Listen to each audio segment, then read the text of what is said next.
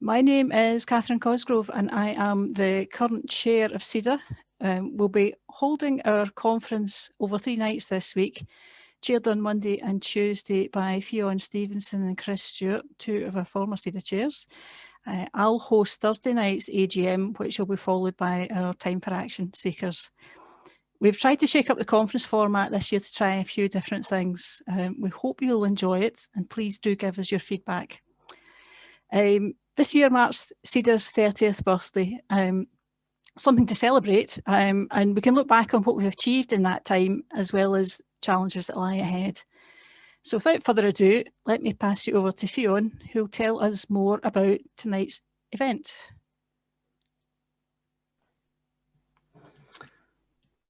Hi everybody, great to see you, and many thanks for choosing to join us. You've been muted and your cameras are turned off now, and in general we'd request that you remain that way throughout the presentations.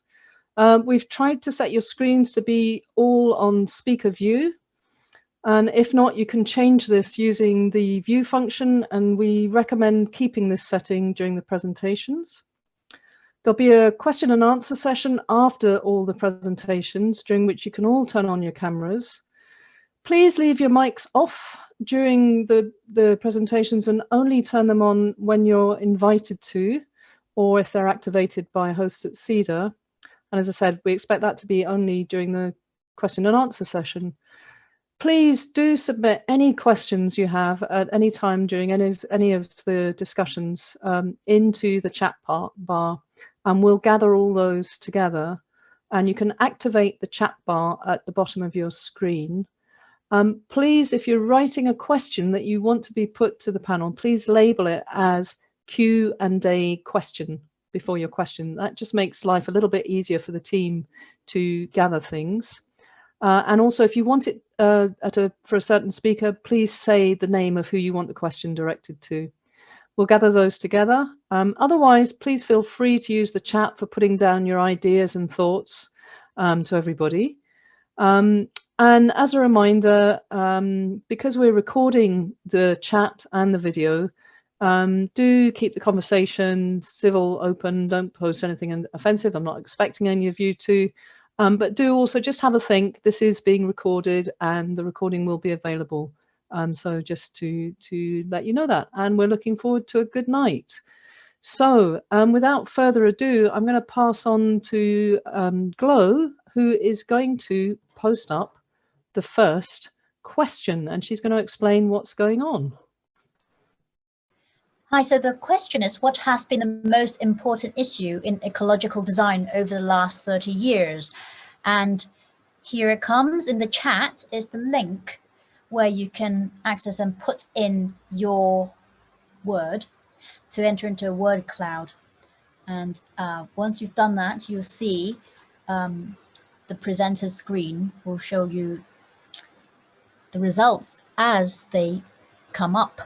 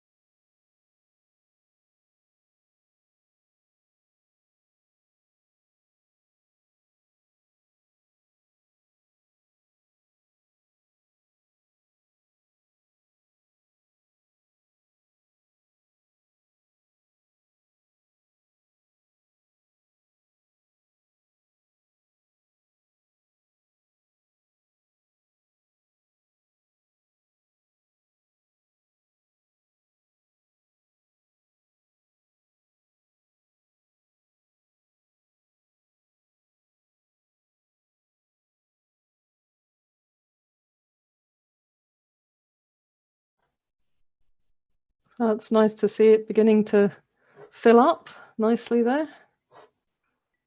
Any more thoughts? Very welcome. We'll just give people couple more minutes.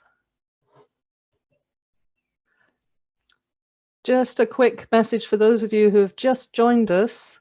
We've got a question for you in the chat bar on the side. There's a Mentimeter link, and we'd really love it if you could just quickly click on that and just respond instinctively to that first question for the evening. We'll have another question at the end of the evening to compare results, but it's nice to see how the word cloud is building up.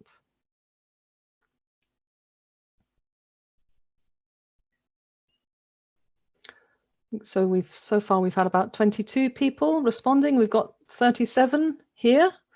So we've got just over half of you have responded so far. I guess the other half are having a deep think. Okay, I think we're going to finish up shortly.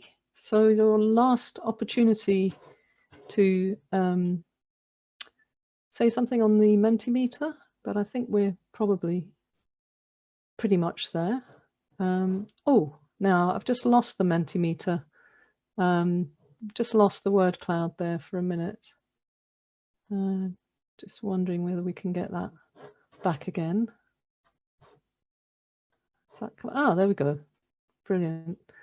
Okay, we'll keep going a bit, but I'll begin to just start talking a bit about what we're seeing up on the word cloud just before we invite our first speaker. So what's interesting here is carbon started out as a smaller issue, but as more and more people have responded, it's actually taken the center stage, which is interesting. And alongside that, looks like we've got sustainability as a broader issue, biodiversity, climate change, global heating. And then some of the other responses that haven't attracted quite as many votes, but are also quite interesting. We've got education, life cycle, transition, conservation. So quite a spread here, and it's just quite interesting to reflect on these words in relation to the talk that's coming up next, which is why why SEDA was originally set up. So I think it's probably quite good to just bear these words in mind as we move through the rest of the evening. I don't think we're going to get any more responses, so I am going to move on, and I'm going to introduce our first speaker, who is known to many of you, and he is Sebastian Toombs. And Sebastian is an architect, and he was a co-founder of SEDA in 1991, and its first secretary and chair from 1995 to 1997. He was also the first deputy secretary and then secretary and chief executive of the RAS for 10 years, from 1995 to 2005. He helped to develop the RAS accreditation in sustainable design, which Sandy Halliday and Howard set up with him. He was then chief executive at the Architecture and Design Scotland organisation, which was set up, and he was there for 4 years, from 2005 to 2009. He's also been a director of the Built Environment Forum Scotland and the Scottish Building Contracts Committee. However, for the last 10 years, Sebastian has been building a homestead on the Isle of Lismore in Argyll, and there he served as a chair of the Lismore Community Trust from 2014 to 2020. So I'd like to ask Sebastian, if you could unmute your microphone and show your camera, I'll pass over to you.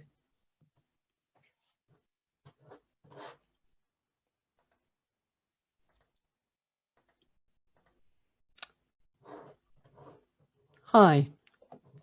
I think you're still on mute, Sebastian. So maybe, is your mute button off?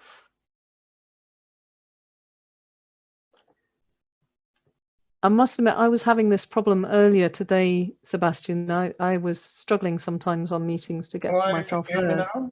Yep, got it now. Okay. Yeah, that's coming through. Hi. Hi, everybody. Sorry. Yeah, 30 years ago, I wasn't really preparing myself for this kind of technology. And this afternoon, I've been walking backwards through time. In a literal sense, I've been starting to dig up the time bed, which is taking over the garden on our small holding. And in the past few weeks, I've been thinking about the last 30 years from SEDA's point of view. SEDA began as a question, really. I asked Howard, did we not need an organization, something like the Ecological Design Association, which had been set up by David Pearson in England? Howard's response was, let's just set one up ourselves for Scotland. I was at the time, as Fionn has said, running the practice department at the Royal Incorporation of Architects, and had a useful network of architects and related designers throughout Scotland, and trying to get the message across to colleagues about the environment, health issues, the consequences of design decisions. These all seem to me to be really important, and I found Howard quite inspiring. Fortunately, he had enough trust in the RIS and me to feel that we could together put something on, which could be a valuable service for architects as a start. And so we got cracking. I had been very inspired by Ian McHarg's Design with Nature back in the 70s in Philadelphia, taking a holistic view of life generally, very inspired by Rudolf Steiner and his writings. So there were many things coming together between Howard and I, where we also shared a lot in the world of housing and interest in people's health. So we seemed to find a good fit with each other and really enjoyed working together. And setting up SEDA was an initiative to act as an agent provocateur. And the aim was to try and bring to architects in particular and their clients and projects this idea of thinking more holistically about the consequences of their design decisions. The beginnings were very modest, but our ambitions were large. I had hoped, of course, that after 10 years or so, SEDA might close down, and some architects took the view that SEDA was really quite unnecessary because they were doing this already. I had to inform such architects that they were in a large minority. And at the beginning, we focused on trying to get the message out through publications, and a team built events, and we began to make some progress and start membership. It proved to be quite dynamic, and I regret not being able to attend more of the activities of SEDA with a full-time job helping to run the RIAS and a full-time family as well. But all the events I did attend were very lively, and we tried to attract a broad range of speakers and interested disciplines. Health has been mentioned, but also across the built environment disciplines, trying to think broadly about environments, ecology, the natural environment, the kinds of materials that were being specified at the time, and so forth. And I had quite good connections with Salvo and the recycling folk there, thinking a lot about trying to get the specification of timber into a more sustainable form. So I was running sort of mini campaigns through the RIAS network, and SEDA gave us a much wider launch pad for spreading the word and encouraging change. So to some extent, I'm a little disappointed that it's taken 30 years for the world really to wake up to the challenges that we face as a human species living on this fragile planet, this magical place which we're doing our very best to destroy at the moment. And SEDA was a seed planted in 1991 to try and develop a more holistic picture of the world and the way in which creative people can make delightful choices which do not cause the future to suffer. And the last 30 years have seen substantial changes, and we're going to hear more about that over the next few days. So I'm hugely excited to be able to participate in the conversations tonight. My plea to all those attending tonight and to anyone who looks at the recording is that we do not lose sight of the holistic picture. SEDA has been a great forum for different disciplines to come together, debate and concentrate on choices. And we need to make sure that we remain holistic in our ambitions. At the beginning, from the mid-80s, energy and energy design was a sharp focus, but it was not long before Laurie McElroy over at Strathclyde found that people were asking all sorts of other questions. The knowledge, for example, about how buildings behave and the choices that designers make to make healthy buildings also then began to include conservation and understanding how all buildings behave and humans' interaction with their place has gradually been more and more recognized as a serious set of interconnected disciplines. So remaining interdisciplinary, remaining ambitious, and keeping the vital human spirit of creativity alive, I think those are the messages I would hope that we would see coming back to meet us during the next few days of this conference. So I hope it goes well. 30 years is a long time. I hope we see a lot more progress over the next 30. And that question remains with me: can we remain holistic in our ambitions for the future? Thank you very much. Thank you, Sebastian. Thanks very much for your contribution. I mean, I think your question is so pertinent when you look at that first word cloud and the fact that people actually focused in on carbon. And I know one of the conversations we had in the past was very much about not focusing on a kind of single aspect of sustainability. So I'm sure we can have a good chat about that in the Q&A and hopefully in the pub as well.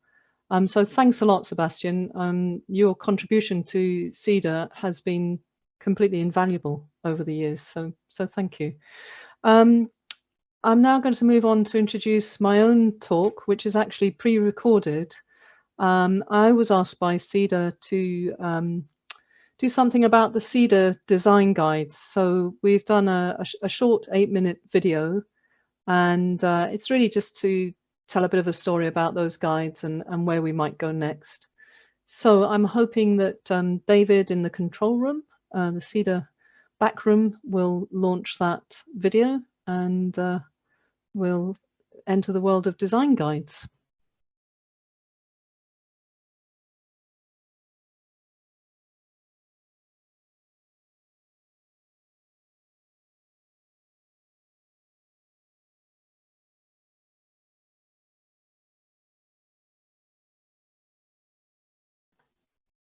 Might just take a minute to wind up the video presentation.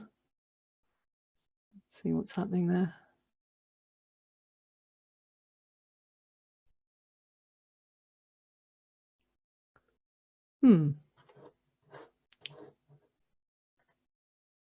Okay.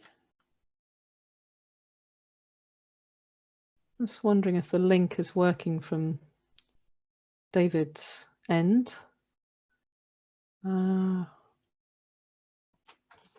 Or if not, if someone else has a link for the video.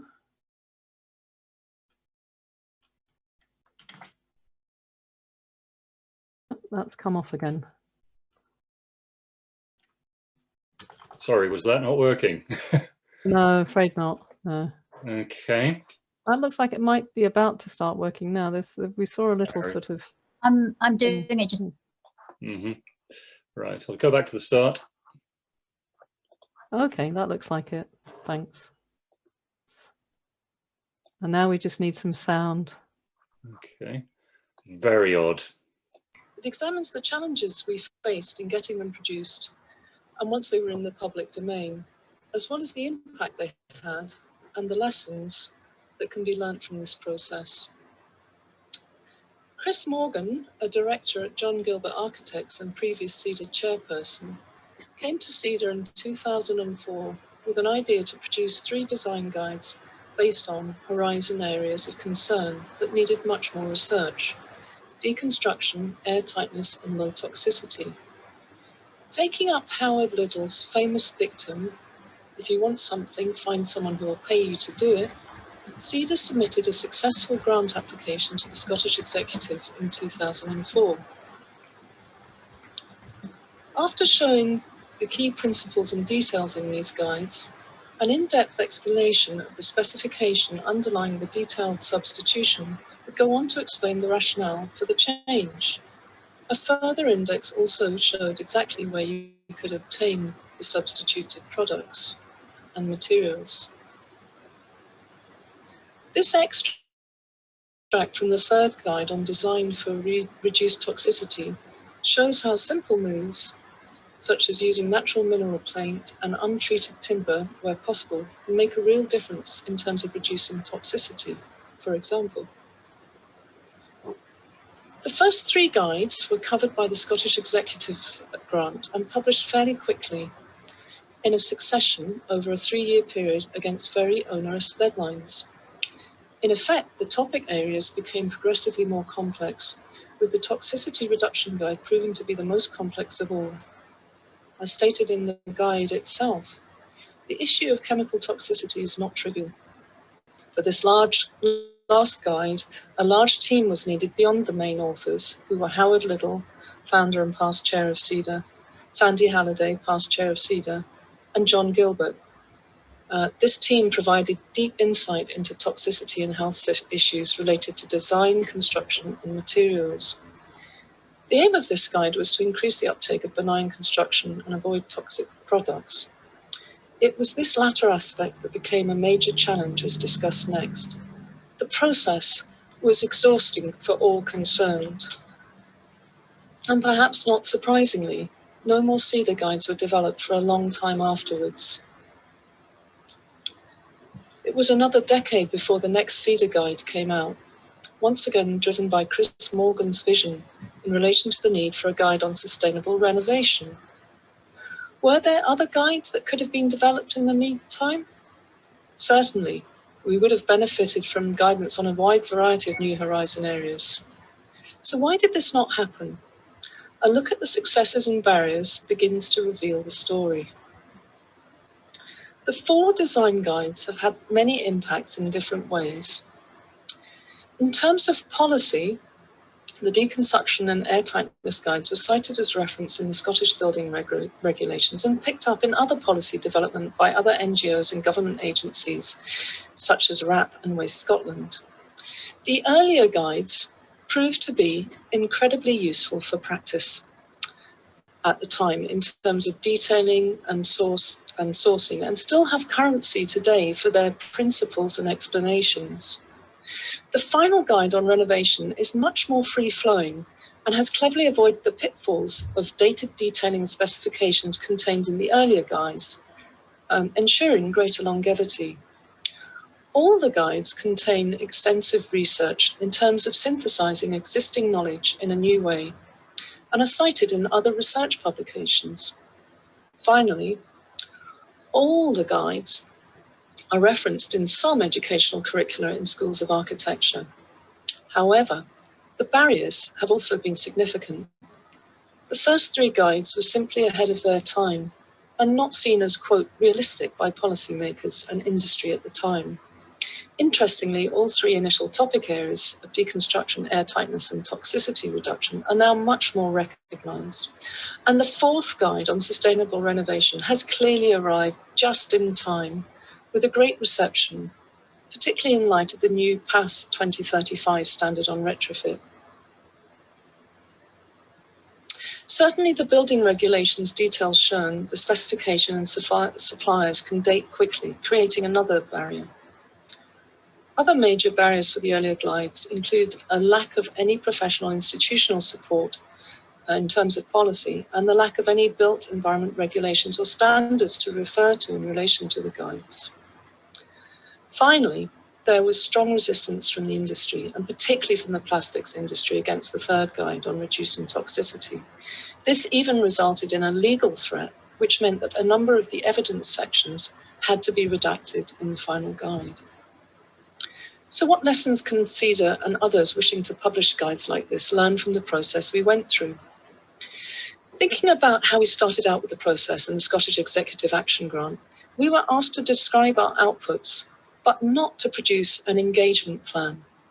It's easy enough to disseminate guidance, but it's much harder to ensure that dissemination makes a real impact through engagement by others.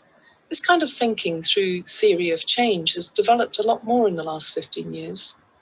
When preparing future grants for guidance, it will be important to pre-engage with policymakers and to prepare the ground for policy development routes. Again, an area where thinking has moved on in the last 15 years, and researchers now are much more aware of the need to consider how to engage with policymakers before they bid for money.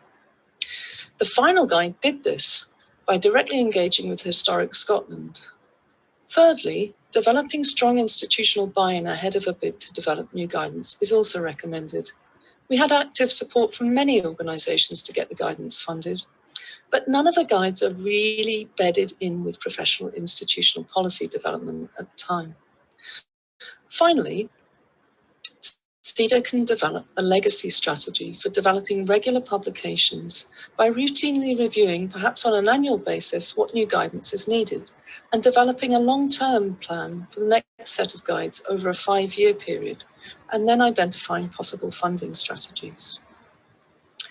So, what's next?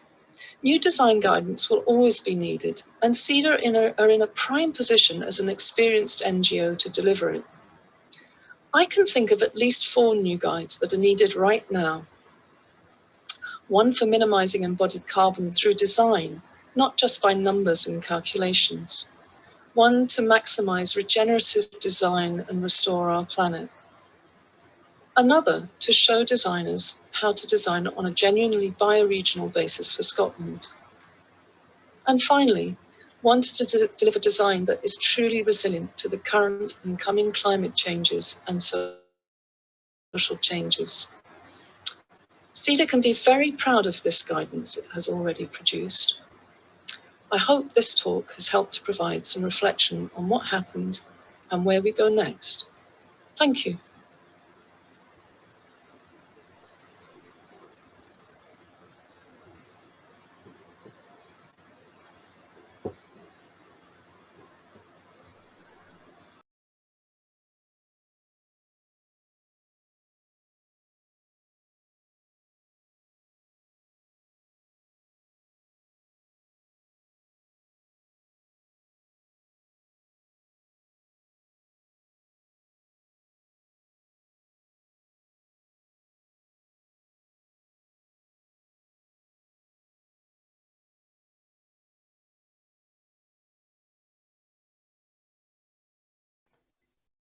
I'm not sure about anybody else, but I'm not getting the sound on this at the moment. Not enough just to go out and start building solar collectors and wind turbines. It's really something where we have to intervene. Could we maybe start it from the beginning again? Because it's a pity to lose the start. Sure, apologies about that. Let's go back. I started this game in the early 70s, and it was very clear to me that I had read all the global analysis and was suitably impressed that something needed to be done. But all I was able to do was to get out and start making things with my hands, or changing my own house, or trying to change the way in which I worked. And really, for such a huge challenge, it's really not enough just to go out and start building solar collectors and wind turbines. It's really something where we have to intervene where our political lives are and where our community lives are. So working in a bioregional level is actually fundamentally important to getting things done where everybody's involved. And I think if we start focusing on eco houses, eco villages, then we miss the point. What we need is an eco planet, and that's only going to be delivered by everybody getting together in eco cities and an eco world. You don't wait for somebody else to do stuff. You have to just get on and do it yourself. That's the way it happens. And that's the way this happened. People just got off their backsides and went and made it happen. If we come to phase 8, what we find is that by now we've got enough confidence among the local residents that they were happy for us to go for a step further from just healthy buildings to low allergy specification. It's never been done in the UK before, and we built these houses specifically to make sure that all of the triggers that trigger allergy and asthma indoors, and in Northern Europe, when you're closing buildings up, you're actually running the risk of off-gassing from toxic materials and actually having too much moisture in the building. And by having moisture-open materials, and by having materials that don't off-gas formaldehyde and other chemicals, you're able to make sure the indoor climate stays healthy. But you still also need to look very carefully at the methods of insulation. This project pioneered 3 different ways of dealing with insulation, and we were comparing the 3. I want to mention a very important point here, which is through this and all the other projects, you mustn't drop the green baton. Every project on the planet starts with high aspirations in terms of its deep green agenda, and we can all write a brief that says, yeah, we want the best of everything, no matter what the cost, no matter what the effort. In fact, you'll see from this slide that if you start with a deep green brief and a deep green client, if you then appoint the wrong design team, you can drop the baton straight away. Once the design team get on board and start to talk to contractors, if they get the wrong contractor, they can drop it again. And if those contractors have the wrong subcontractors, it very quickly just becomes an ordinary building.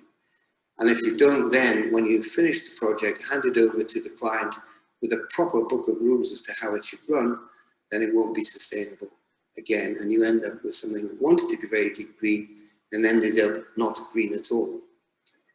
So it's important, therefore, that we look at being involved from the very beginning in writing the brief, making sure it's something that can be achievable to the post-occupancy period. And only then can we keep the baton at a higher level, because once it's dropped, it's very difficult, almost impossible to get it back again. And then we need to look at the post-occupancy period to make sure that we are measuring that we got what we wanted to get.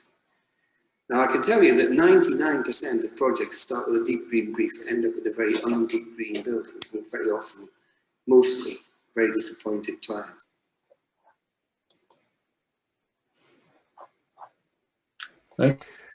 That's great. Thank you very much for that, David.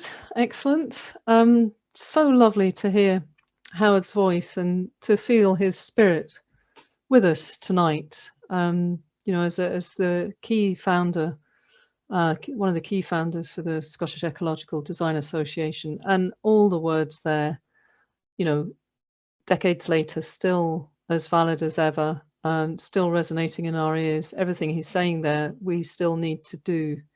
So I think there's some pretty profound points made there, particularly in terms of teamwork.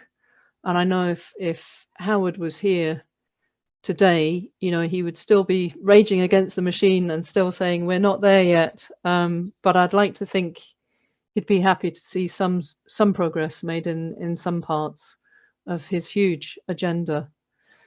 So without further ado now, and I noticed that Sandy's just popped into the birthday that Howard would be 76. That's amazing. He would be 76. Maybe even today. I think Sandy's saying 76 today. So happy birthday to Howard. And now, without further ado, I'd like to pass on to our next speaker, who is Duncan McQueen. Duncan has worked at the International Institute for Environment and Development for 20 years and is now the principal researcher and team leader in the forests area with the Natural Resources Group. He's been a conceptual pioneer in programs to sustain locally controlled forestry. A forest botanist by training, Duncan's interests lie in diverse, creative solidarity, basically empowering local groups to design sustainable futures. Before the IIED, Duncan worked as a deputy programme manager for the UK Government Department for International Development Forestry Research Programme.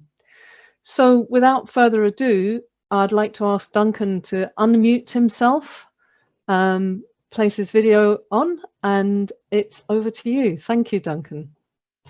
Great, thanks, Fionn. Let me see if I can share my screen. And can you all see that? I hope. That's looking good, yeah. Got full screen, there we go. Well, it's a great pleasure to be here with you tonight. And I've been invited on behalf of IIED, the International Institute for Environment and Development, to talk about our 50 years of work at the interface of environment and development. So trying to mix human well-being with environmental sustainability, very much in partnership, trying to get partnerships between local and global together, all kicked off in 1971 with Barbara Ward talking about only one Earth. So the only one Earth philosophy really has shaped a lot of the work we do. And we are now an institution of about 150 researchers in England and about 20 of us based up here in Scotland. And we very much feel that 2030 is make or break for sustainable development, that many of the processes to do with climate and development require a step change if we're to keep our one Earth habitable. And so we've developed over those many decades a number of partners, both new and established, and always welcoming new ones. This is my first time with SEDA, so that's great. And really our way of operating is to do research that promotes action. Now, the IIED is really focused on 5 interlinked challenges, and perhaps the first might surprise people, increasing inequality. Many of you will have read The Spirit Level by Richard Wilkinson and Kate Pickett, just documenting the fact that in unequal societies, as opposed to the more equal societies, you're 5 times more likely to be mentally ill, you're 5 times more likely to be imprisoned. But the impacts are not just on the poor, it's also the wealthy who suffer, so 6 times more likely to be clinically obese, higher levels of education dropout and murder and so on. And the worry is that the more unequal societies get, the more difficult it is to rein them back towards equality. So it's a big challenge. In climate, of course, we have increasing variability and in extremity of our weather events linked to greenhouse gases. And I'm currently I work for the forest team, and we're currently doing a strategy with Jamaica to reduce emissions from deforestation and degradation. And you might expect that islands such as Jamaica, that maybe the causes are the poor smallholder farmers expanding their production for food. Actually, not the case at all. The reason why Jamaica is losing its forest cover is because wealthy expatriate Jamaicans are building and settling in very large gated villas, clearing the forest as they do so. The other big cause of forest loss in Jamaica being bauxite mining. And similar patterns of wealth contributing to the climate crisis are seen the world over. As a forester, of course, Brazil and the Brazilian Amazon springs to mind. And getting the climate crisis under control, very little of the money gets to where it matters. So only 1.7% of climate finance actually reaches local solutions. It's a lot of it siphoned off at the levels of you know, international development banks, UN agencies, their headquarters, government departments, and so on. There's a huge assault on the natural world, and this isn't just in tropical regions. There's assault on the natural world in Scotland. If you look at our forest cover and our biodiversity, many of you will have read Andy Whiteman's "The Poor Had No Lawyers," to explain the land inequalities in Scotland and the resultant degradation of natural resources. And so you'll see that there are interlinked realities here. Increasing urban risk. The megacities of the world are growing. I was first posted to Mexico in 1991 as a botanist, and the air quality in Mexico City was so bad even at that time, that on certain days you got nosebleeds and birds would drop out of the sky. They've done a lot of work to clean it up since then, but that urban expansion is an ongoing challenge. And then unsustainable markets, driving many of these things, the balance that's necessary between a free market and a governed market.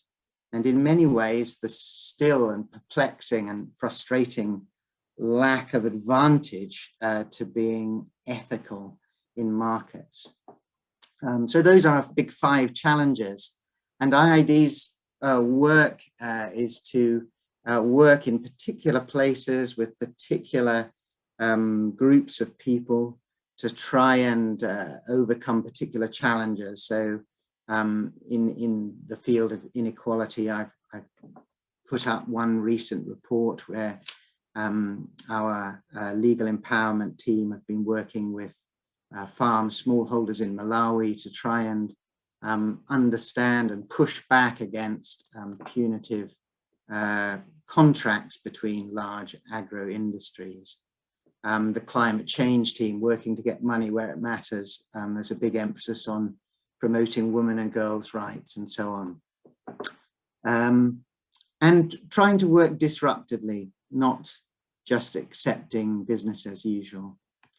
In terms of the climate crisis, there's been this big, the IIED sort of briefs the negotiators from the least developed countries.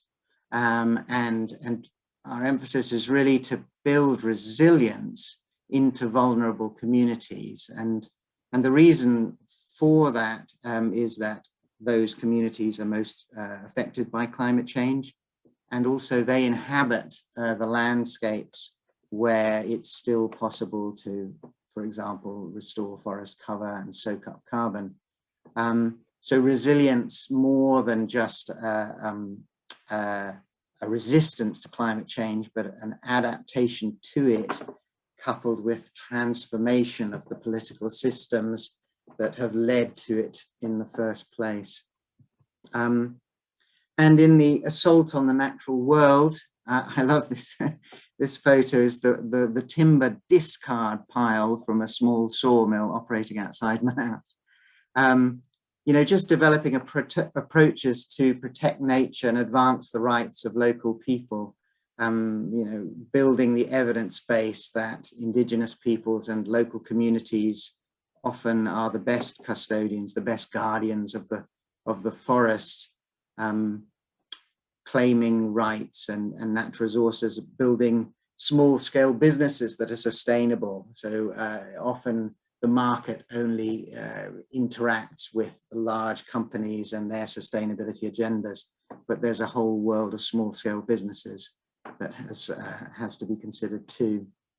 And in urban centres, really working with Slum and Shack Dwellers International, funding mechanisms that try and explore design solutions from the world of the urban poor, where actually, you know, despite the migration and the refugee camps, actually most of the displaced people end up in cities. And so the systems and the organizations that can support and help them to come up with design solutions are very important. And so, you know, in the unsustainable markets, trying to make the whole thing work together. So working to improve nutrition and the focus on nutritious customary foods, so that the producers in the rural areas have markets for those foods rather than just the staple crops, which lead to monocultures and being tied into rather hostile agro-industry value chains.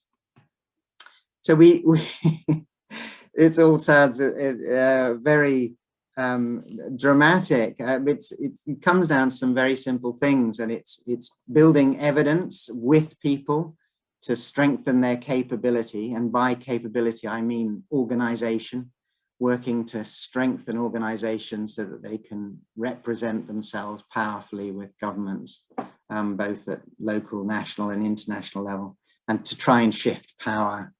And we like partnerships. We haven't opened offices abroad. We've tried to strengthen other local institutions. That may change. The world's changing place, so IID is opening an office in Europe, understandably after Brexit, and we'll also be considering opening offices in the south to try and give opportunity to people there. And we try to continuously learn, have lots of patience, and use the influence of large coalitions to gain impact at scale. Now I'm in the forestry team at IID, so I just thought I'd take you through something that's still just an embryo of an idea to sort of show how we work and why we think that way of working is important. So I'm going to talk to you about cities as sinks. I mentioned that the urban centers of the world are expanding. Nowhere is that truer than in Africa, where the world's remaining population growth is to continue. We've been working in the forest team to support small timber growers associations. The Forest and Farmers Smallholder Producer Association of Kenya is one of those. It's got about 30,000 members. They're growing trees because there's a market demand for it. Kenya's deforested its natural forests, and so there's a deficit, a very large supply deficit in timber. So it's good business now to plant trees. And there are some companies who are involved in transformation. Comasa is one of those. And there are some investors. Gatsby Africa is an investor to try and develop modern engineered wooden construction value chains. And IID has partners like the University of Edinburgh, where we've got some excellent students. We have an architectural design firms from Sweden, where they're sort of ahead in the game of wooden architecture. We're working with a couple of different architectural firms. One of them is Arvet, where they were responsible for the tallest wooden building, and are now doing sort of design projects in the ecological space. And I helped to run something called the Forest and Farm Facility, which is a multi-donor trust fund, which has about £33 million in it, and we support the smallholders directly.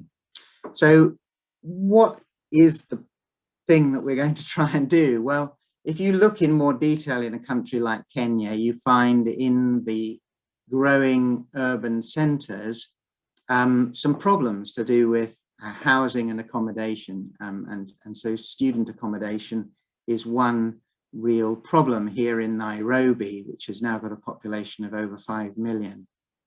African cities are booming.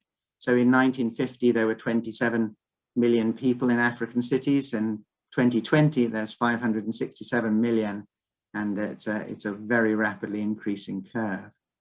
And we know that construction is one of the key causes of global emissions, energy-related emissions, and that most architecture in a city like Nairobi, as elsewhere, tends to be concrete, some wooden shacks, but most of it's concrete. And that concrete is a particularly emission-heavy construction material as are plastics. So we've got some issues. There isn't enough student accommodation. We need more of it, and we need the right sort.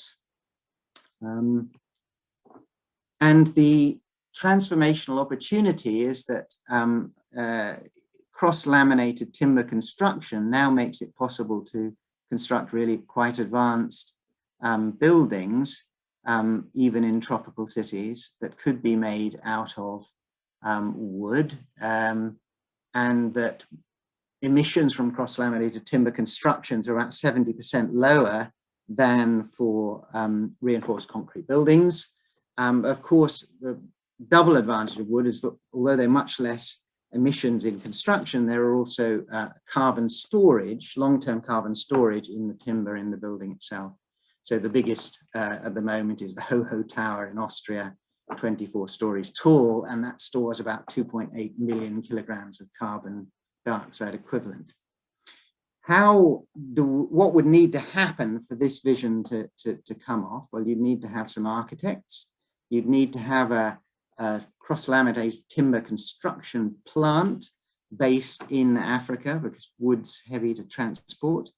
And you'd have to have the right sort of supply of timber into that construction facility. And you'd have to have people who knew what trees to grow in the nurseries.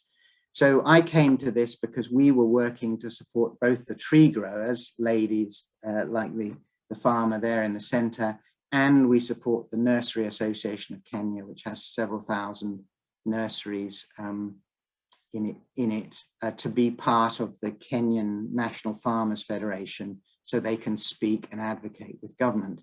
So that was our role.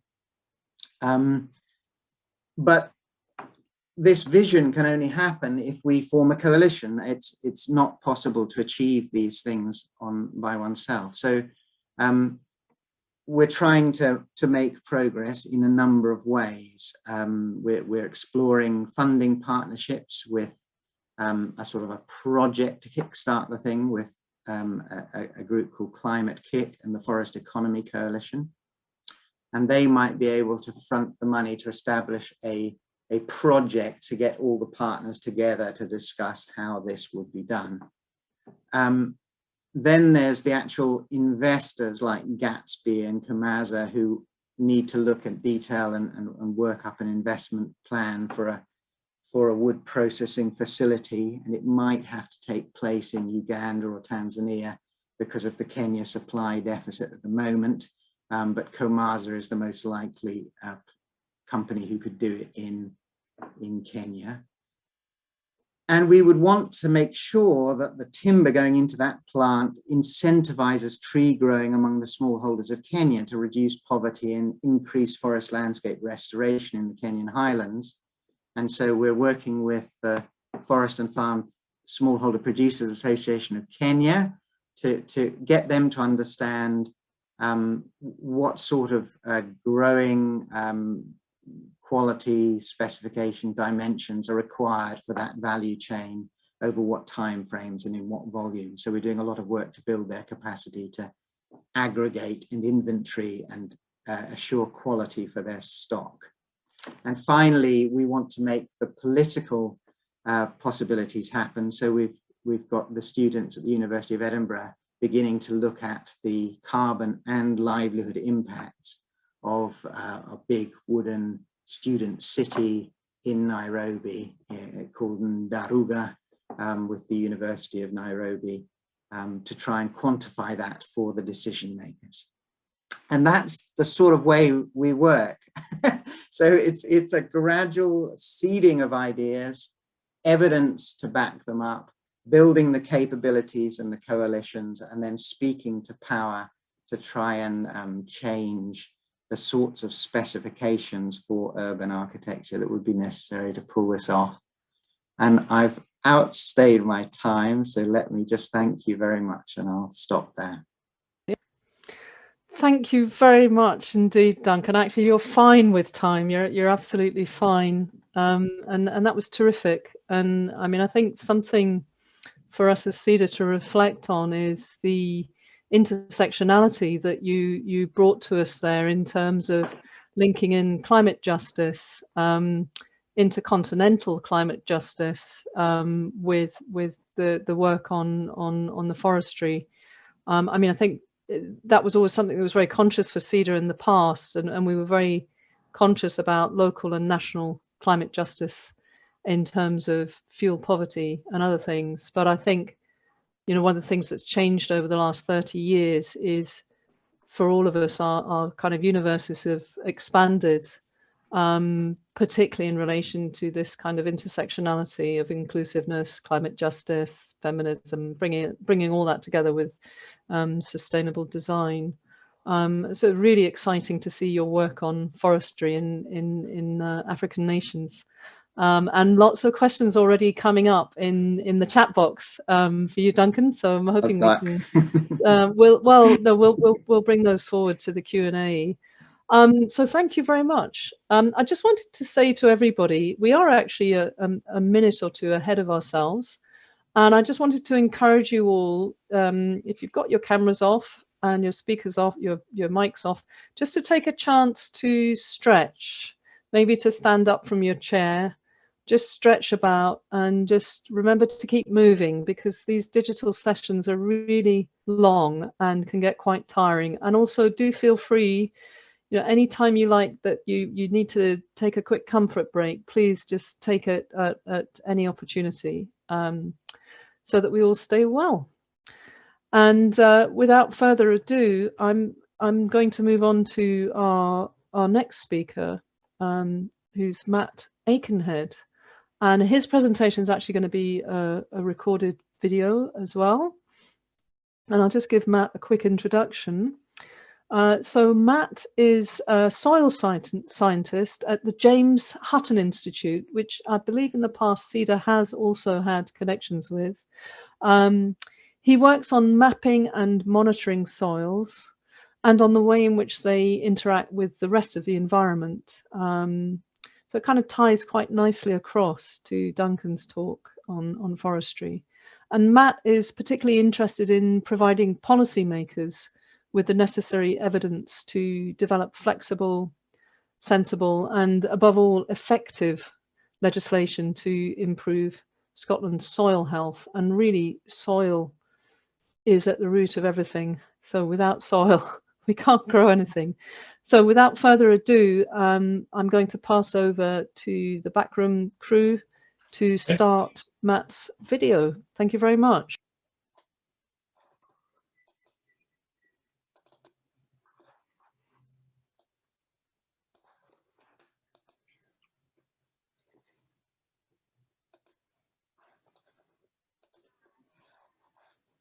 Hello, and thank you to SEDA for inviting me to give you a presentation on the effects of climate change on Scotland over the last 30 years.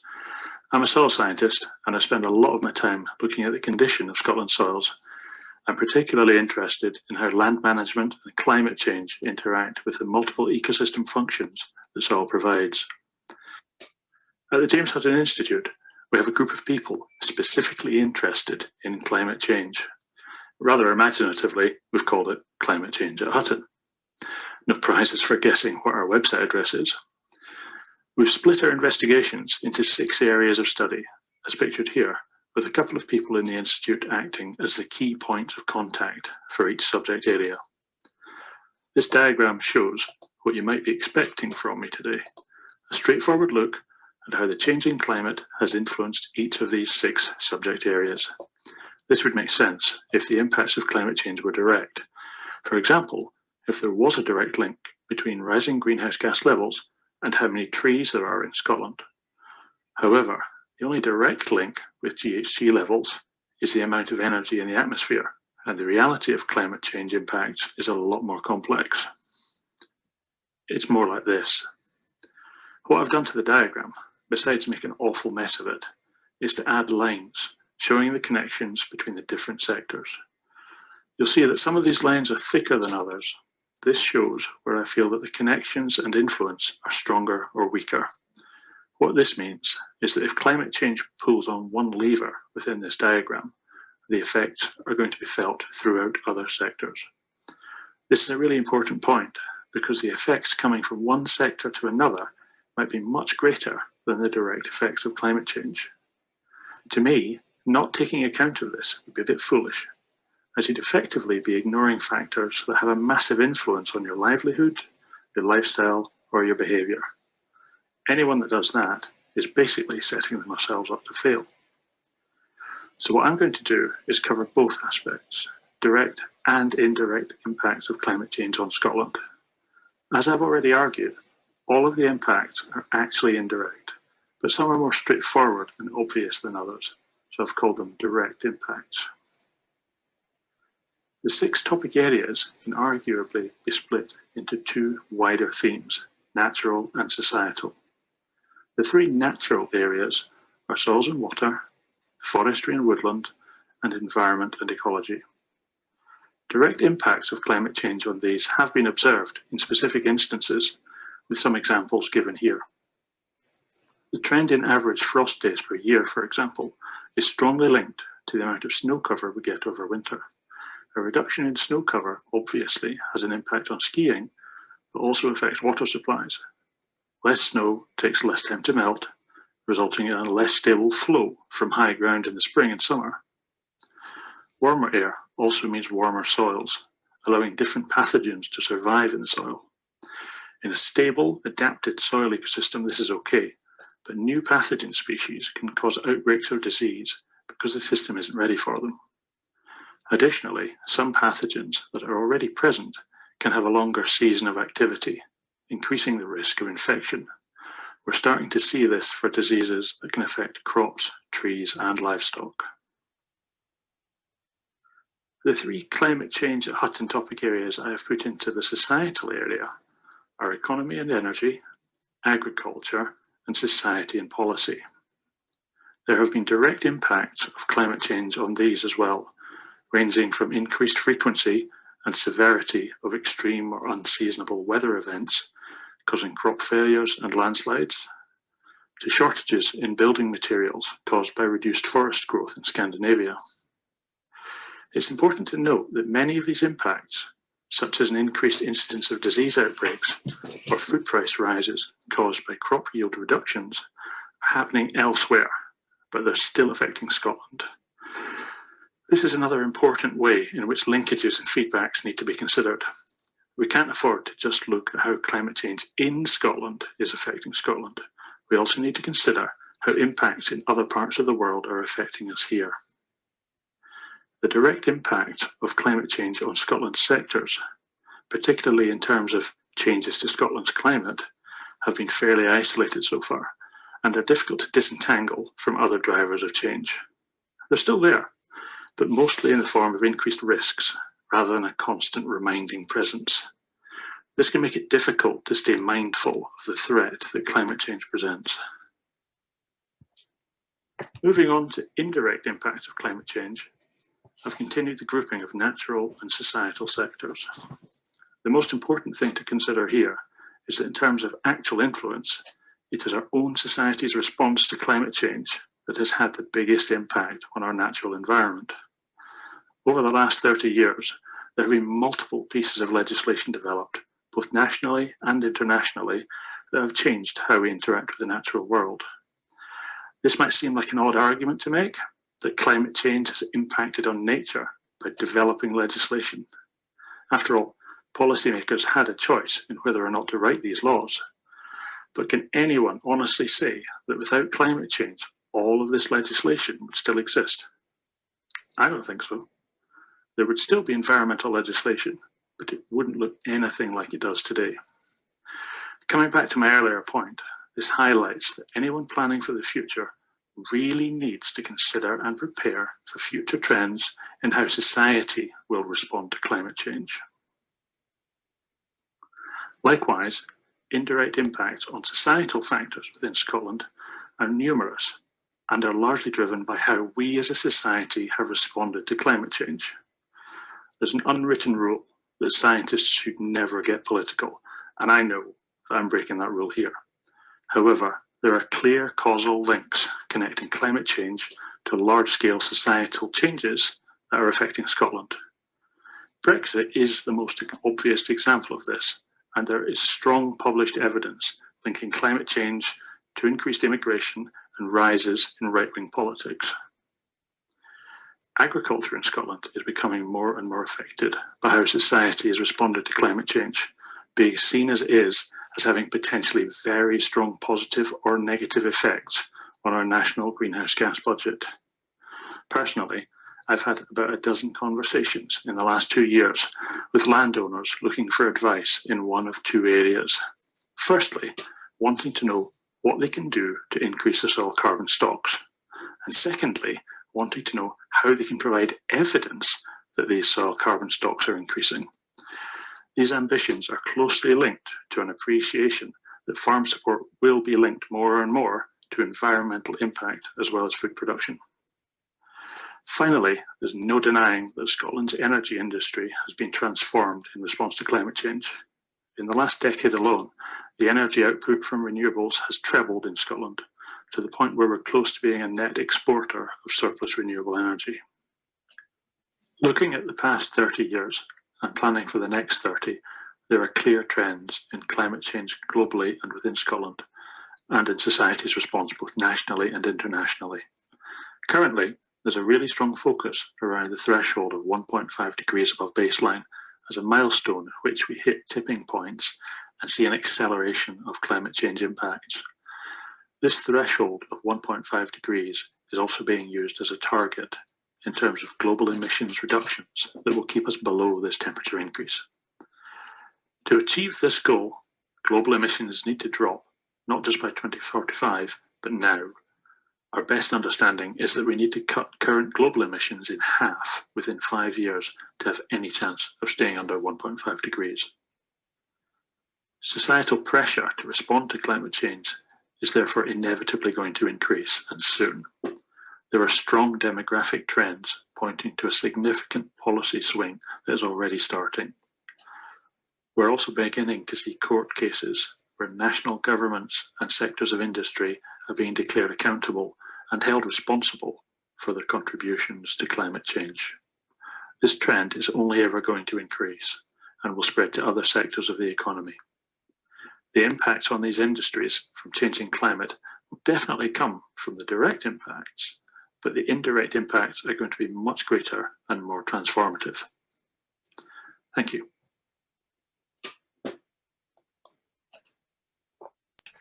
Wow, food for thought. Straight on to our next video, and I'll thank our speaker in a moment.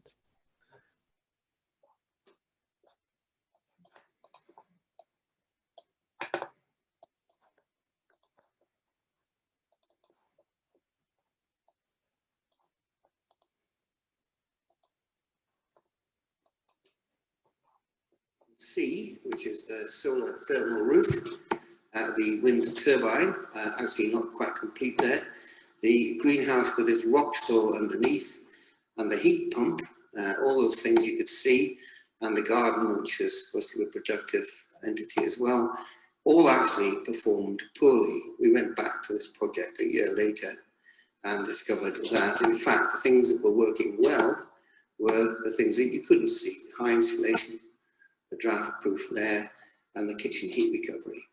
So low embodied materials also made a good score.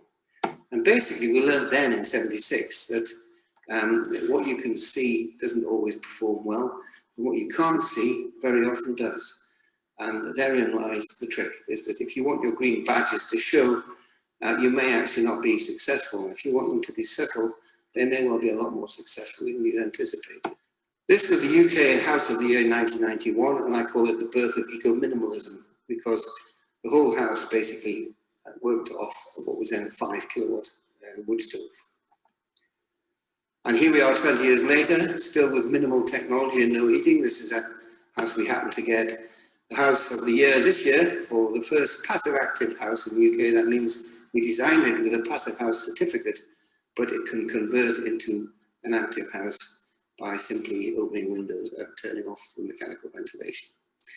And this is our award for architectural excellence for this little latest venture into zero impact design. And the thesis I will try and outline as quickly as I can. It's very straightforward, and I'm going to do it in the form of the 4 elements: earth, air, fire and water. I'm going to take you through, first of all, the things that I think don't work, and then counter those with something I think is a better strategy. So on the left-hand side, you will see well, first of all, I'll go through the 2 scenarios. If we look at earth, air, fire and water, and we look at the technical approach to sustainable building, I can guarantee you that this approach will make the green add-ons cost 15 to 50% more for any project. If on the other hand you take eco-minimalism, a good housekeeping approach to sustainable building through earth, air, fire and water, you will find that you can build it in to make it green at no extra cost. And I know this from projects I've actually worked on where there has been no additional cost for the eco-interventions. So these are the options when we're looking at 2 ways of looking at buildings. One is we can go technology hungry, and the other we can go to passive interventions. So be careful of Mr. Eco-Bling, who's going to try and sell you the snake oil remedies, and look to doing it simpler. I'm going to do A Tale of Two Cities here, which is a project I think has set back the green agenda by an awful lot of time. And it's an inner city project in London, which has tried to tick all the eco boxes of 30 years ago. And actually what's happened is that it's cost a lot of money. Its residents are basically greenies, and it's expressing its technology in a way that a lot of people find not terribly user-friendly. And I think the message is this is given out, this is the Beds project in London, is that it costs more to build green, it's only for greenies, and it looks different. And after 5 years of hearing hype and all the sales pitch, the architect has finally said, and come out and said, next time, no moving parts. And we've been waiting to say this for some time. But however, it's had a lot of publicity. In the meantime, other projects, such as the one that I've showed you before in Perth, it has also its own agenda with health and materials, natural ventilation, super insulation, air tightness, and so on and so forth. And it was built at benchmark costs. Very importantly, it was built at the same cost as a non-green project. Its residents are ordinary social tenants, and they shouldn't have to be greenies in order to be able to live in this project. And its differences are virtually unseen. So the message it gives out is that it can cost the same to build green. Healthy buildings are for everyone, and it doesn't have to look different. And that's my eco-minimalist message. In other words, healthy buildings don't have to cost more than toxic ones. Now, you will know from your own intuitive use of, let's say, something as simple as washing your hands in the toilet. Here we have a choice of a paper towel dispenser and a hot air blower. Now, the paper towel dispenser is quick, low energy and clean. The hot air dispenser is slow, 9 kilowatts of energy, 250 times more unhygienic than paper towels. And that means hygroscopic materials are 9 times more effective than mechanical ventilation at dealing with moisture.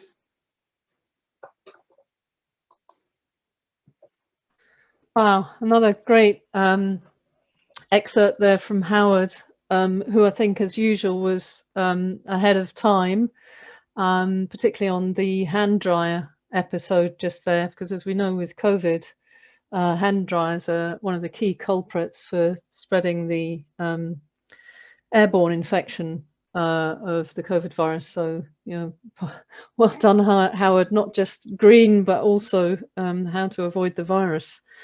So I think, again, very interesting discussion there on eco-minimalism, which was a key contribution from Howard during the earlier SEDA years, you know, culminating in that fantastic, very small but very beautiful book on eco-minimalism, which is still a classic. I'd also like to thank Matt as well for a really lovely broad presentation there, spanning far more than just soil dynamics. I mean, really digging into the soil of policy making and the need for policy change. And personally, I think every scientist should be political. I think now is the time for scientists to say no to the forces of fascism and yes to life. So it's really fantastic to have people like you speaking out like this. Thank you, Matt. So yeah, moving on to the next speaker. The next speaker we've got is again someone who's a very well-kent face in SEDA, Howard Dryden. Many of us know and love Howard from the early years of SEDA. Howard was a founder of Dryden Aqua Limited and the Chief Scientific Officer for GOES Foundation, which was the Global Oceanic Environmental Survey. He's a marine biologist from Edinburgh and one of the world's leading experts in sustainable water treatment. And his 30-year career has focused on one vision, which is to make the aquatic environment safer and cleaner for humans and for all the other organisms on which our life depends. The focus of GOES Foundation is the restoring of ocean ecosystems by the elimination of aquatic environmental pollution from toxic forever chemicals, and to avoid oceanic acidification and the complete collapse of the entire marine environment, along with a food supply for 2 billion people. And so his talk is basically going to introduce the work of GOES Foundation. We were hoping that Howard may be able to join us today, perhaps in the Q&A. He has been trying to connect in with us, but he's currently, as is so fitting for his talk, he's currently out at sea, actually, on a yacht. So I don't think the connection's quite strong enough. But anyway, without further ado, let's hear what Howard's got to say about GOES. Thank you.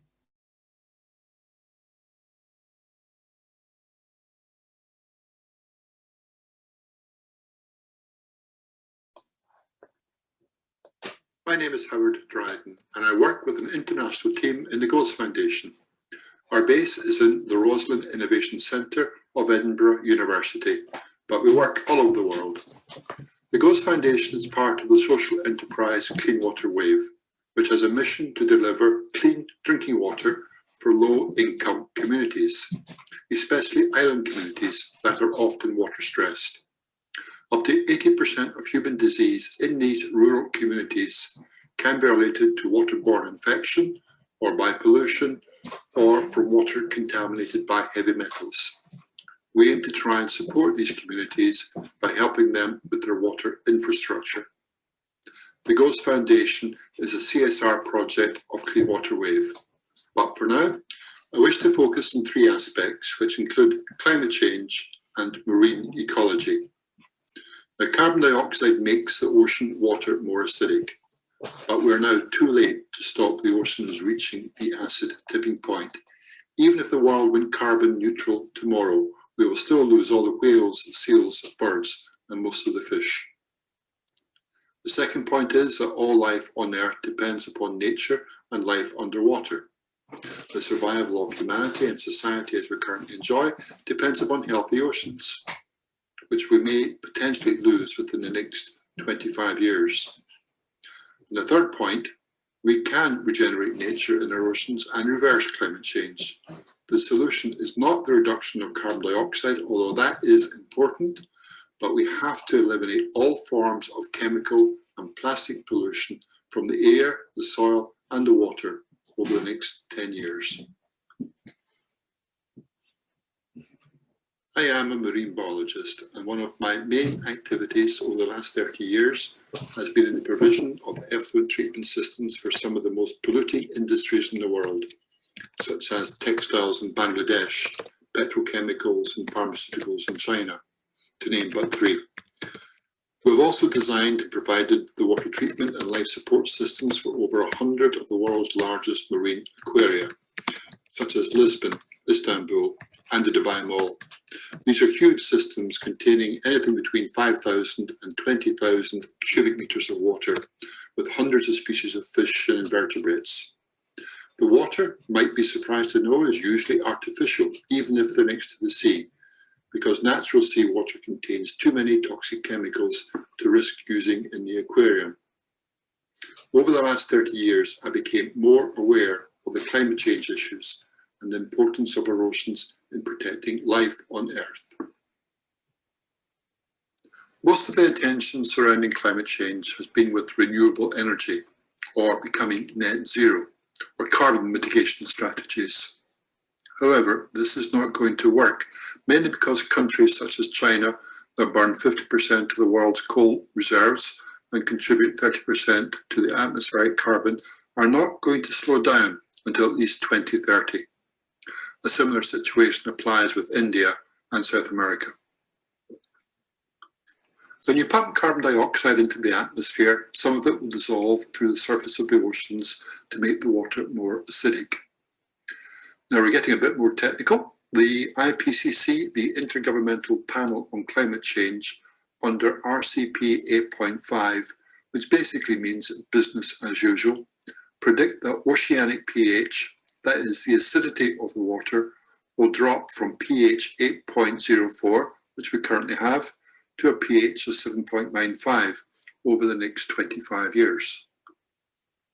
The IPCC also state that at a pH of 8.04, a form of calcium carbonate called aragonite will start to dissolve. This is important because more than 50% of all life forms in our oceans are made of aragonite. It would be like pouring lemon juice or vinegar onto bicarbonate of soda. It starts to fizz, carbon dioxide is given off, then the calcium dissolves. The world is not going to become carbon neutral by the end of this decade.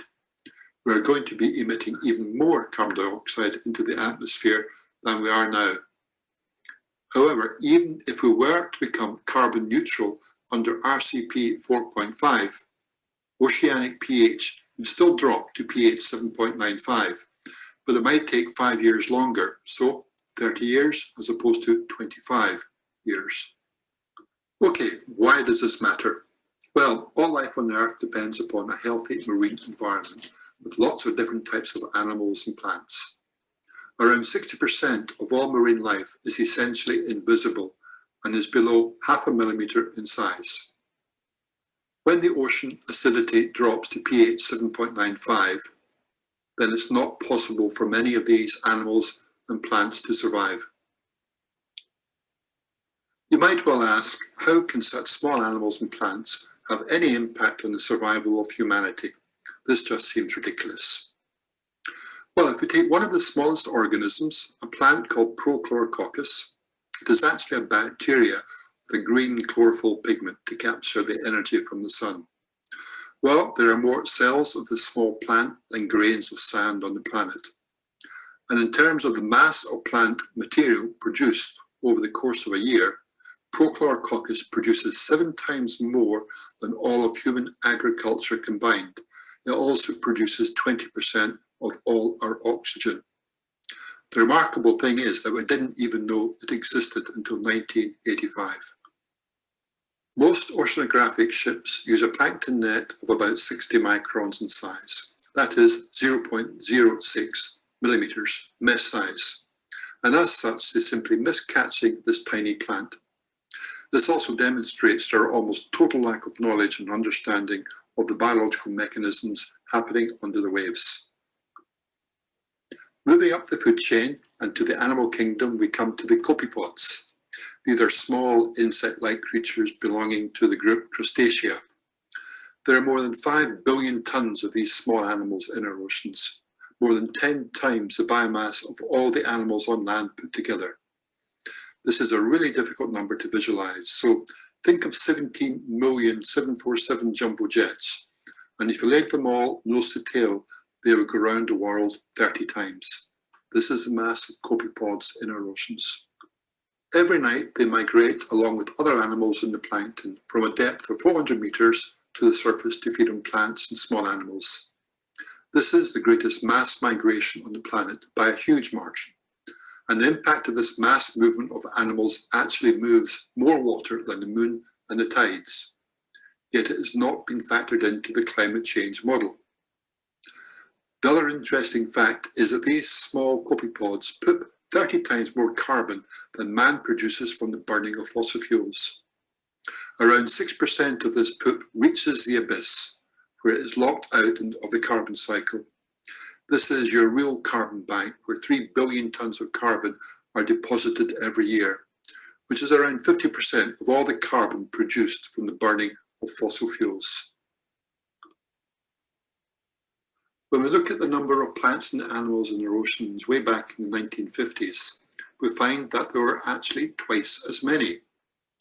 This is really quite shocking because it means that if we had not lost all of these plants and animals, we wouldn't actually be experiencing climate change now, because all the carbon could have been locked out at 4,000 meters deep in the abyss. The next question is, well, why are the animals and plants in our oceans disappearing? It's not climate change, because an increase in carbon dioxide and temperature coupled with nutrients is actually plant food. We should be seeing an absolute explosion in plant growth, but we are seeing the reverse. Also, the amount of oxygen in the atmosphere is dropping 4 times quicker than the carbon dioxide is increasing. This means that the drop in oxygen cannot be explained from the burning of fossil fuels. The only explanation is that we are losing plant life in the oceans. Again, I ask the question, but why is this happening if it's not climate change? Could it be the drop in pH? The answer is not yet. The oceanic pH is not low enough to impact on most of the plants. The only other remaining answer, or most likely explanation, is pollution. Pollution from toxic chemicals such as DDT, PCBs, fire retardants such as PBDE, TBT organic paint, lead and mercury, to name but a few. Many of these chemicals are oil-like and don't actually want to be in solution. They're referred to as hydrophobic lipophilic chemicals, and they tend to float on the surface of the water, or form emulsions, or get absorbed onto hydrophobic water-heating particles and get concentrated many thousands of times. Particles such as microplastics are perfect for absorbing and concentrating these most toxic of chemicals. We now know that the plastic, and especially small micro and nanoparticles, are themselves toxic, especially to plants such as Prochlorococcus. Indeed, the plastic is toxic to just about every living organism, especially once it has absorbed a cocktail of toxic chemicals from the water. Given the almost complete lack of information in the literature, the GHOST team are collecting samples of plastic and plankton from our own research yacht, Copepod. Last year, we sailed Copepod from Scotland down to Lagos in Algarve, Portugal.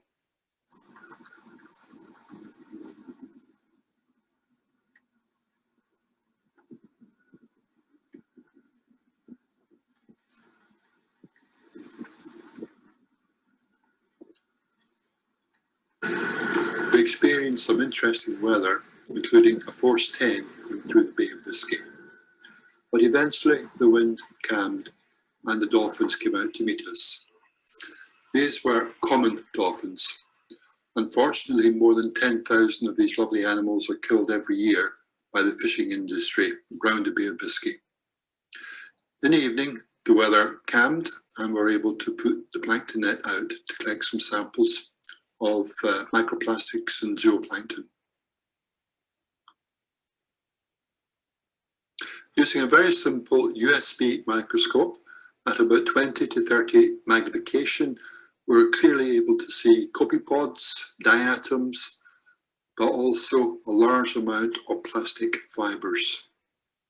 Here we can see copepods darting around the screen in among plastic microfibres. 25% of all marine life in the oceans depend upon coral reefs as a nursery ground. I'm sure many of you have heard about coral bleaching. It is usually blamed on elevated temperatures due to climate change. We have now lost more than 50% of the world's coral reefs, and by the end of the decade, it may be close to 90%.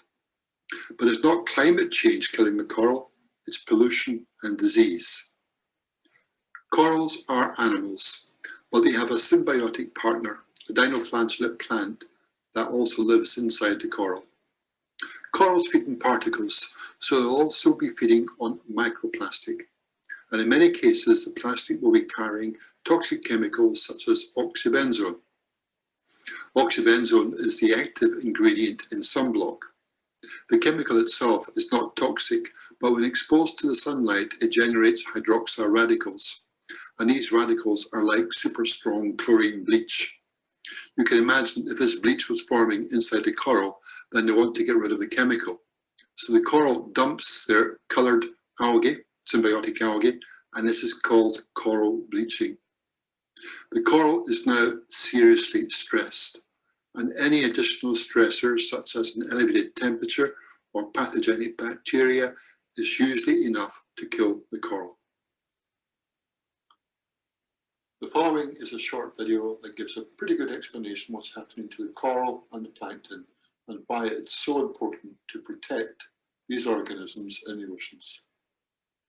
You can stop climate change.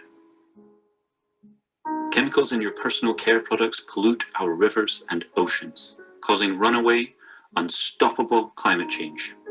Stop using these products and help clean up our oceans. A clean ocean will absorb double the CO2 it does today, from 12 to 24 gigatons. Our oceans absorbed most of our CO2 emissions. Plankton, trillions of tiny drifting plants in our oceans. They use CO2 as food and produce 70% of our oxygen. They are the real lungs of our planet, just as important as trees. These tiny plants absorb more than 50% of our CO2 emissions. Plankton are the key to regulating our climate, but we have ignored their role. They are a crucial part of the climate change solution. Over the last 50 years, we have killed 50% of all plankton, and it continues to decline by 1% each year.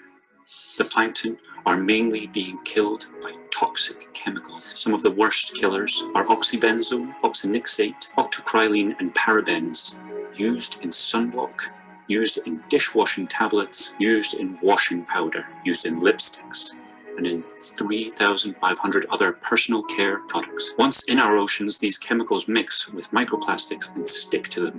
When the plankton eat the microplastics, the toxic chemicals enter the plankton.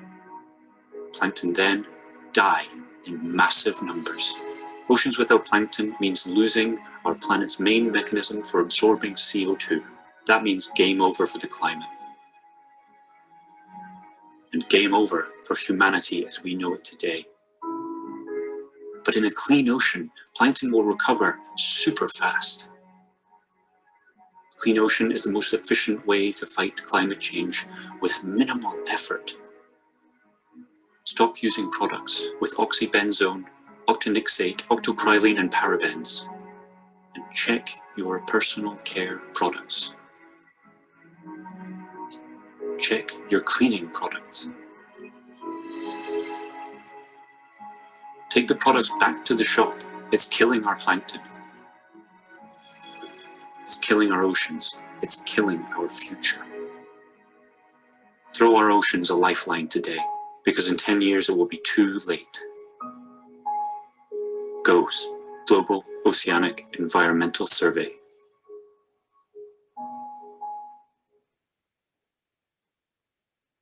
This explains how chemicals absorbed onto plastic can be dangerous to coral reefs and coastal ecosystems, but what about the deep ocean? Surely the dilution factors are so great that no chemical could have an impact. If we stick with oxybenzone by way of example, there is about 1 teaspoonful of the chemical in a bottle of sunblock. This is sufficient to kill most plankton in a water volume equivalent to at least 10 Olympic-sized swimming pools. If you equate this to the world's oceans, it would take 70,000 tons to wipe out most of the marine life.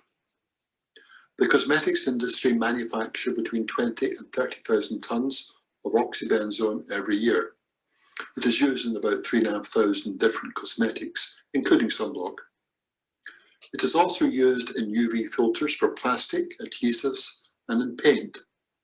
And the world makes more than 2 million tons of this chemical every year.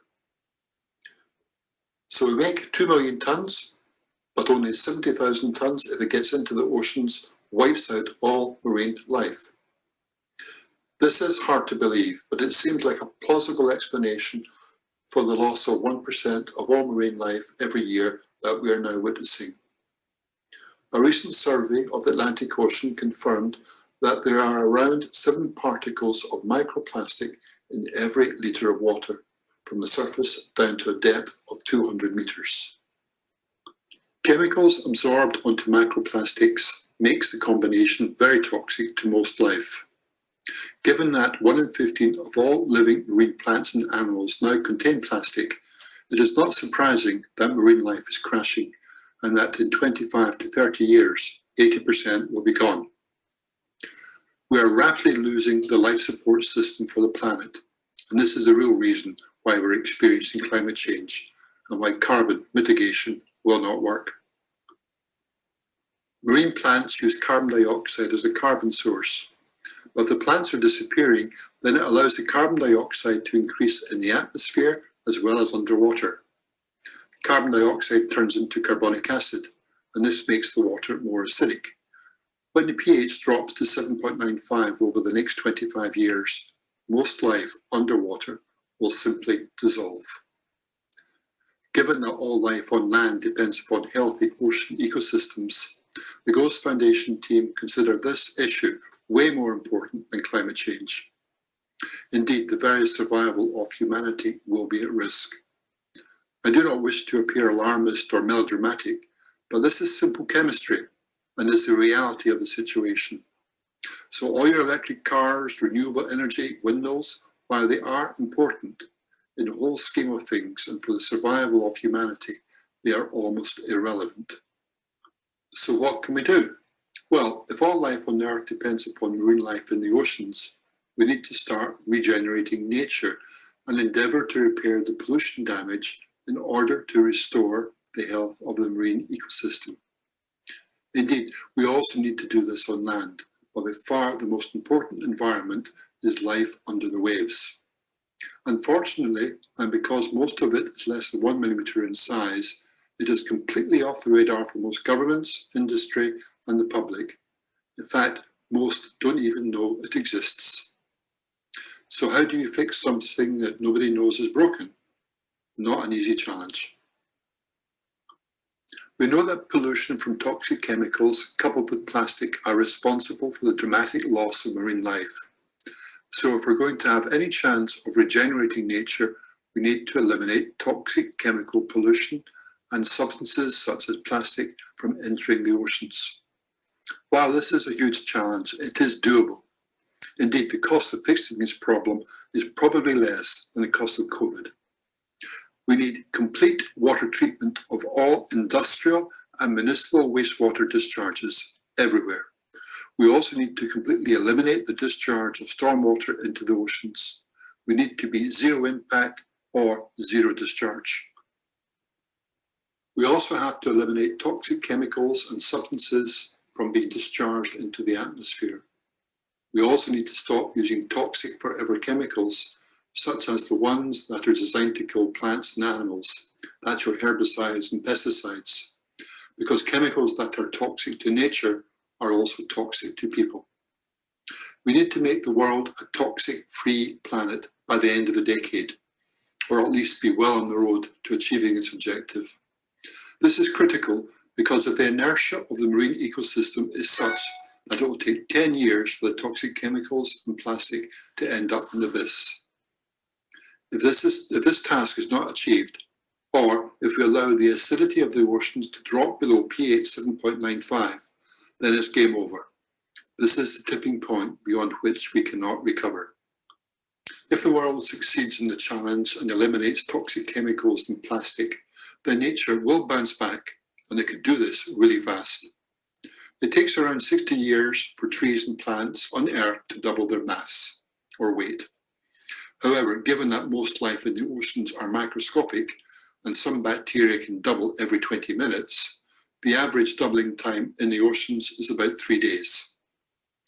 So if we take the toxic breaks of the marine ecosystem and eliminate pollution, then marine life can recover and remove most of the excess carbon from the burning of fossil fuels. But in reality, it is much more important to preserve and to protect the microscopic marine life, because they represent the life support system and true lungs of our planet. Humanity depends upon nature. We have to understand and appreciate that nature also depends upon humanity. We need to look after nature in all its forms. And if we can do this by eliminating pollution over the next 10 years, we can restore the planet back to the toxic-free condition we had before the chemical revolution of the 1950s and mitigate the worst effects of climate change. Even if this is not the complete solution, it will definitely be a major part. And who could complain about restoring nature and living in a toxic-free world? I wish to finish off on a few of the key points. The first one is that we are too late to stop ocean acidification and the loss of most marine life. Humanity depends upon the oceans and all life in the oceans, so it's really important that we protect and nurture nature, especially the microscopic plankton that are the true lungs of the planet. You might be surprised to know that most municipal wastewater treatment systems don't actually remove toxic chemicals and plastic. So we need to upgrade all the systems in Europe and North America to zero impact status. 80% of the world has no effluent treatment, so we need to deal with that problem. We also need to eliminate pollution to the atmosphere and to the soil. And if we can do all this, then the oceans will regenerate. And this will happen really quickly, because the doubling time for biomass or for most life in the oceans is only 3 days. We can therefore restore marine life to a condition before the chemical revolution of the 1950s. And as a secondary effect, we stop climate change.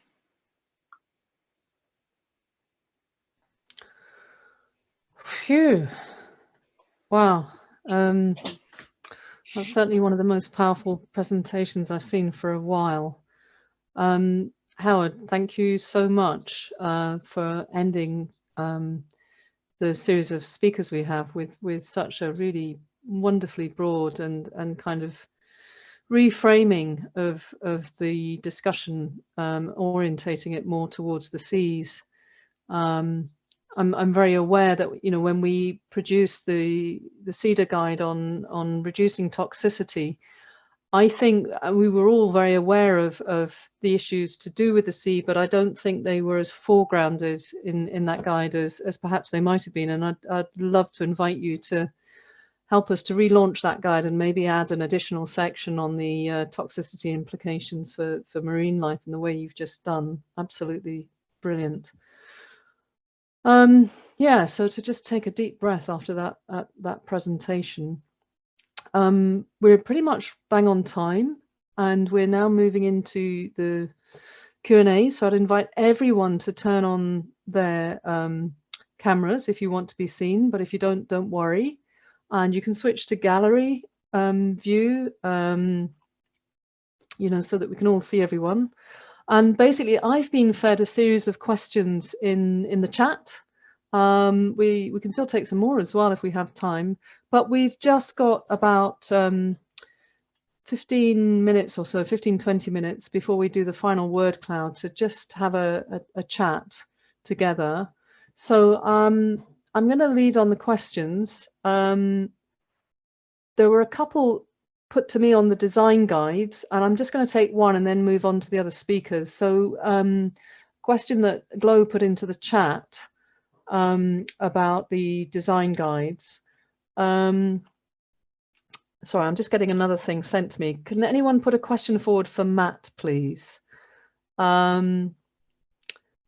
So if anyone wants to put forward a question for Matt, but just to the first one, back to the design guides, there was a question about how to make sure that our design guides do get greater use regionally and globally and adopted in policy and governments. what would be a good approach? And a very quick answer is really the approach that I suggested in my recording, which was the theory of change, how to make an impact, which is that process of pre-engagement, and having decided on a horizon subject, to actually introduce that horizon to key policymakers in NGOs, institutions, and government, and build up a kind of alliance of people who are interested in what you're doing, and then take it to them with evidence. I mean, one of the reasons that LETI has been so successful, enormously successful, in getting the embodied carbon quickly onto the agenda now with both the Scottish government, Welsh government, and also the English government, is that they organised themselves, they formed a coalition of the willing with lots of other organisations and individuals. They built up a really strong evidence case, and then they took that to the governments with an agenda for change. So I think that's one way we can use the guides as well, is to preset the agenda for change based on what we've already done. So coming on to other questions. So I'm just getting a few more questions coming in, but just coming in to the other questions. We've got a question for Duncan here. So Duncan, I'm hoping you can take off your mute and show yourself on the video. The question put to you is, what have you learned from the rest of the world on how to reinstate biodiversity alongside the economy that we could use here in Scotland as an approach? So that's a question for Duncan. Okay, thanks. I noticed I had a couple of easy questions. No, it's a real challenge, because you have to get at power and agency. I mean, in terms of restoring biodiversity, obviously most biodiversity is in natural forests and natural landscapes rather than agronomic landscapes. So expanding and linking the remaining areas of nature is obviously a priority. Agronomically, it's quite possible to do much better than we're doing. I personally think the quickest way of doing that would be to try and break up the large land holdings without being punitive to the people who have inherited those. So a sort of gradually incremental tax on land holdings above a particular threshold size to encourage divestment of land and reinvestment in other things, I think, because small holdings generally have greater edge effects and greater diversity of things that people want to do with their land. So in many tropical countries, you can have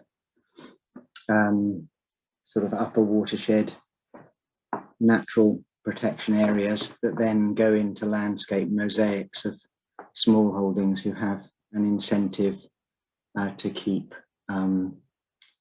diverse types of plants and animals on their land in order to be resilient to a range of economic and climate related shocks. So yeah, there's no easy answer. It's certainly the case that there's very good evidence now that indigenous people do much better even than protected areas at conserving natural forest biodiversity. And there's also good evidence that communities and local small holdings, when given appropriate rights, do a better job than large agro-industrial land holdings at biodiversity. So I suppose those would be get the land back to the people, get it spread across many different things, and make sure you have a strategy for preserving and linking the remaining areas of natural forest that we've got. Yeah, but no, I'm still in thanks for that. shock from the ocean story, because it's all useless. Oh, I know, it's a real bombshell, isn't it? And actually, I mean, on that note, thanks for that, Duncan. I mean, I think that's still really helpful advice for all of us, despite the oceanic bombshell.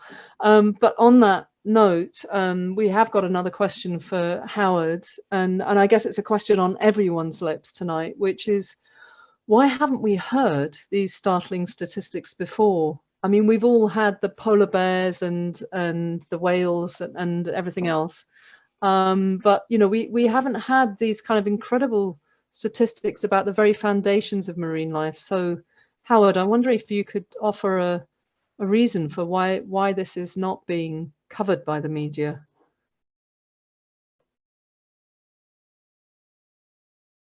Are you with us, Howard? Are you there? I'm wondering if we've lost. I'm not seeing much of Howard, I've got to say. Okay, maybe we've lost Howard. Well, okay, whilst we're trying to find Howard, I'm going to move on to a question for Matt, and this is quite an interesting one because I am struggling to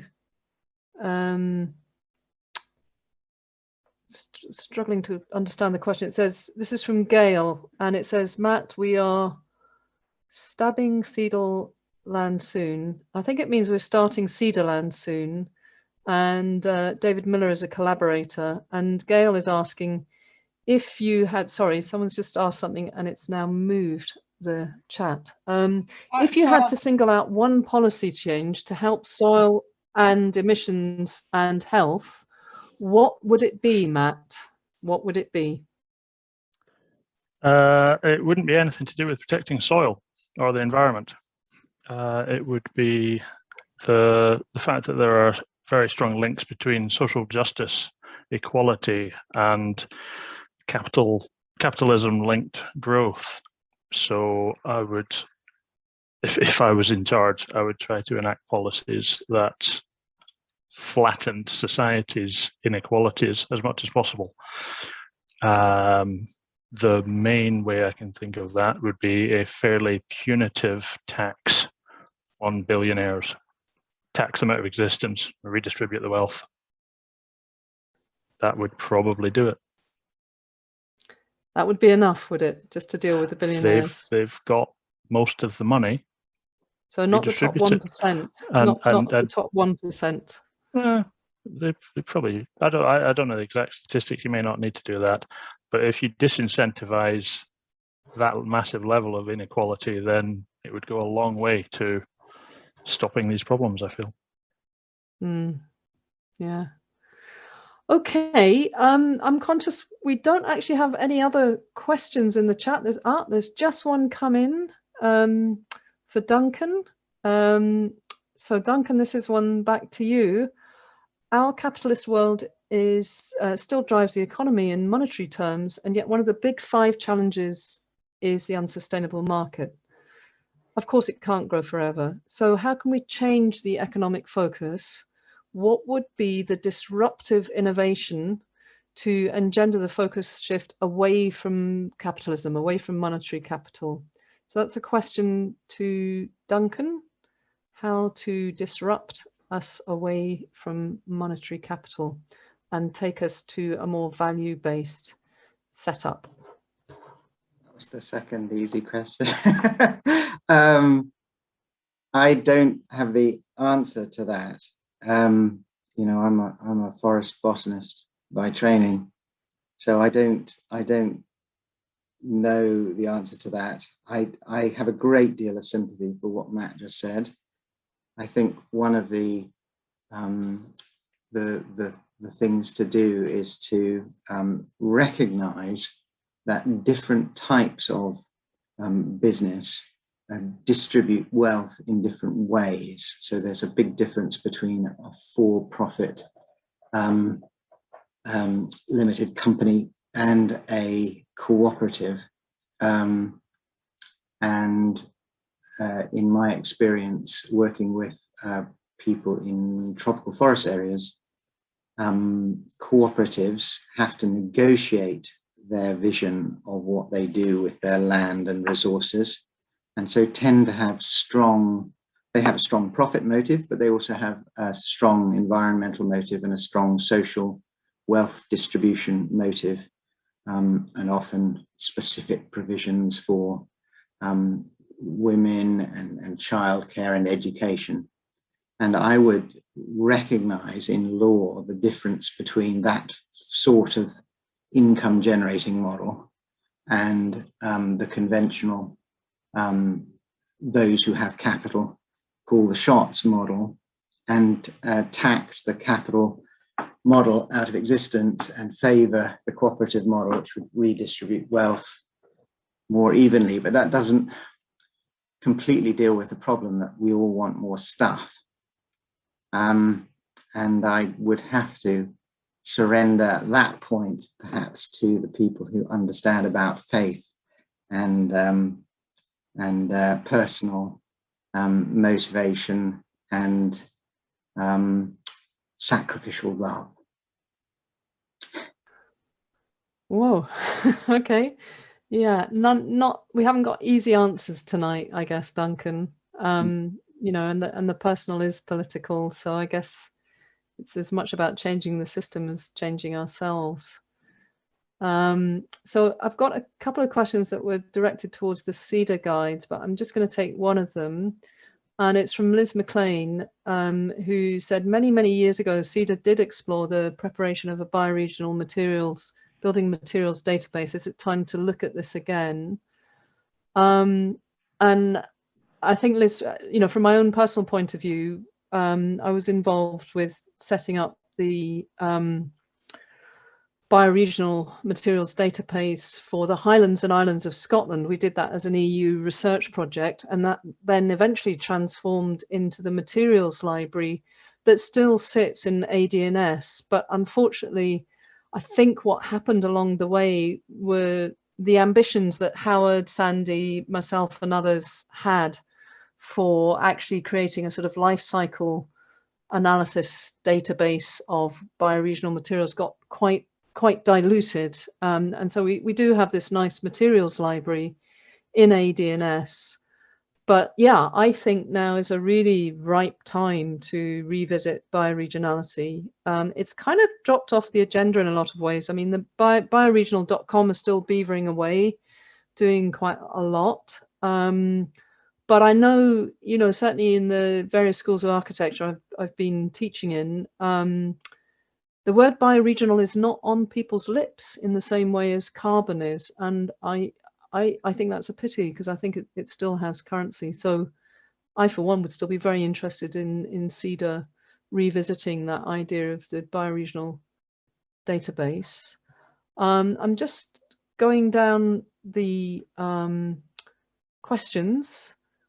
But I don't think we've got any questions. So what I would propose, because we haven't got any more questions in the chat, we just seem to be getting various comments, is whether I can actually just take any questions from the floor. So maybe, I don't know if anyone just wants to open up their mic. Here's another one just coming in. Okay, so this one's for Duncan. What lessons can we learn from IIED about building a coalition to influence Scottish government, big business, to factor in environmental impact into their decision making? Who should we gather into that coalition? Okay, that's a very good question. And I think I'm not best placed to answer that question, but we do have people like Simon Anderson in our Edinburgh office, who's a key player in Scotland's International Development Alliance. And they have a whole programme of influencing the Scottish government. And there are a whole set of activities that are going to be linked, for example, to the climate COP in Glasgow, And IAD itself runs something called Development and Climate Days, where people can air their issues to try and influence decision makers. The reason I know about that is that we're taking part in an effort to try and get farmers' voices, smallholder farmers' voices, more clearly recognised. And Nourish Scotland is a group of Scottish farmers who are linking with farmers from around the world to try and put their case that they actually offer a lot of, because they cover so much of the land area, they have the potential to offer real solutions. So, and I can get you the name of the person in charge of the Development and Climate Days, but her name's just slipped off my head at the moment. Okay, well that might be useful, Duncan, if we could ask you to maybe just post that to one of the organisers. It could be helpful to us, you know, for future collaboration. That would be really useful, because you know your contacts are great. Guys, that is the last question of the evening, and we are out of time on the question and answer. And I just want to say a massive thanks to all our speakers tonight. Really, you know, amazing work, amazing presentations. They are all recorded.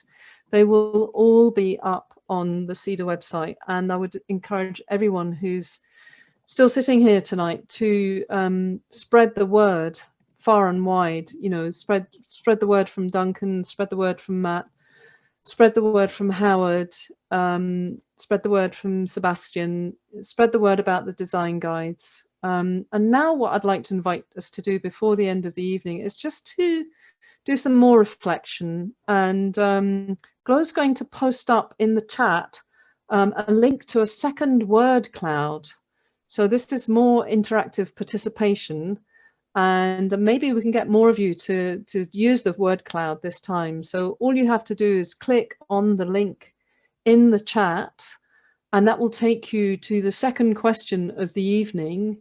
And what we want to do is just really have a quick look at how the second word cloud looks compared to the first word cloud, to see how the talks tonight have impacted on you as the audience.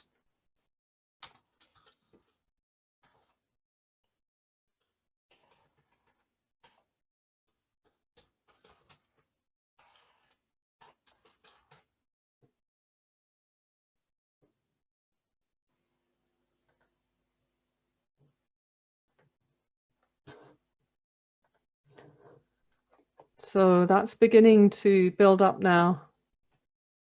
Very different to the first word cloud, my God. Just straight away.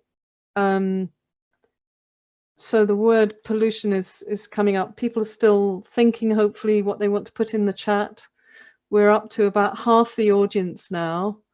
So really just have another think. After seeing all these sessions, what do you think is the most important issue now? Do you still think it's the same word that you put up in the first Mentimeter, or do you think that word's now changed for you? So yeah, just looking for some more responses on that word cloud, and we'll just run it for another minute or so and see how that's shaping up. We've got 17. I really encourage more people.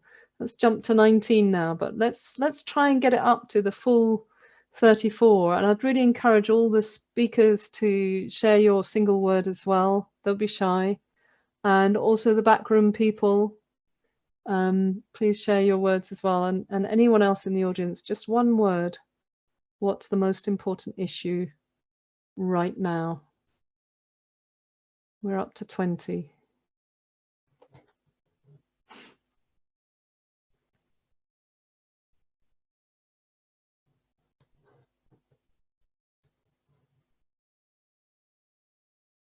Any last thoughts from people on the one word that's most important now for ecological design, in terms of what we need to do?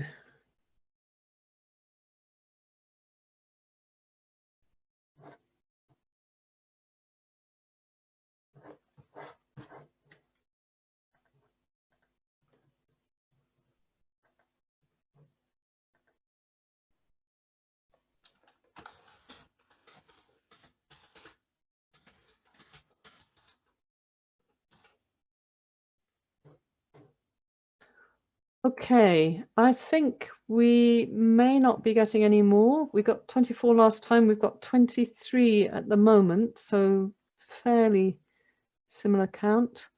I've just asked our backroom if there's any chance that we could flip from this one back to the original one. I don't know if that's possible. We can see here that clearly pollution has jumped up to the fore, toxicity, marine.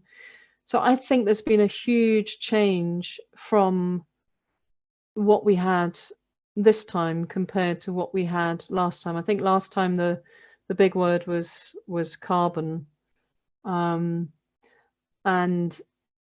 oh no, climate change and carbon. It looks like that was looking like climate change. And I mean, I guess what's so interesting in how things have swapped from one to the other is that with climate change and carbon, they're kind of quite outcome focused, whereas with the second slide, we were kind of digging into what's driving things, and you know, that's where we came up with pollution. So the kind of drivers for climate change and sustainability. So I think that's hugely interesting. I think it just shows what an incredibly powerful evening it's been tonight in terms of making us all think about what's behind climate change, what's behind sustainability, what's behind biodiversity. So I think that's massive.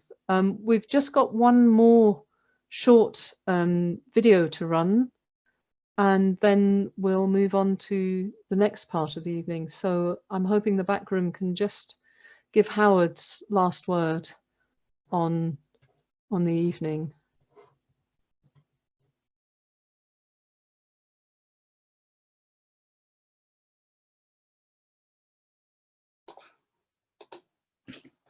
We're looking at the four elements of the earth, the air, the fire, and the water.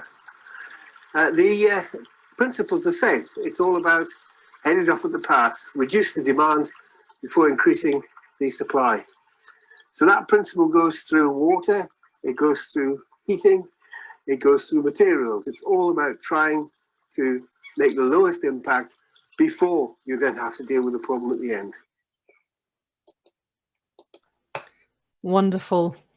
Yeah, so I guess Howard is completely in tune with Howard. So it's Howard and Howard. Yeah, so that's really nice to get that final summary and reflection from Howard Liddell, speaking there from Glencoe about water. So on to the final part of the evening.